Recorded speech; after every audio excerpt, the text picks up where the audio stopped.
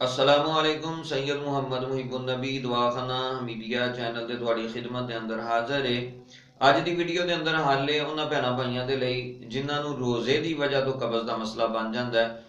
साडे बाज़ मजाज ऐसे होंगे ने जिन्हों के विच निज़ाम बहुत ज़्यादा तेज़ होंगे ने। रोजे की हालत के अंदर चूंकि सुबह ही खाया जाता है और फिर अफतारी की जाती है, निज़ाम जिहड़ा उन्हों का चलता रहता है, जिसम के अंदर खुश्की पैदा हो जाती है और खुश्की की वजह तो कब्ज का मसला बन जाता है। ऐसे मेरे भैणा भाई दुध बगैर ठंडा किए होया अफतारी करन उहदे नाल और सुबह सहरी तो एक घंटा पहले 2 तो 4 चम्मच जैतून का तेल नीम गर्म 1 कप दुध दे विच मिला के पी लैन।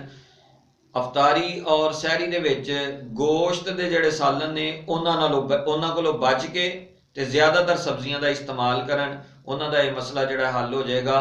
ये जिहड़ियां हदायत तुहानूं दित्तियां जा रही ने तिब्बे यूनानी की रोशनी के ऐन मुताबक ने, ते तुसी इन्हां दे उत्ते अमल करो, दुआवां 'च याद रखो। अल्लाह ताला दी ज़ात मेरी और तुहाडी हामियों नासिर होए।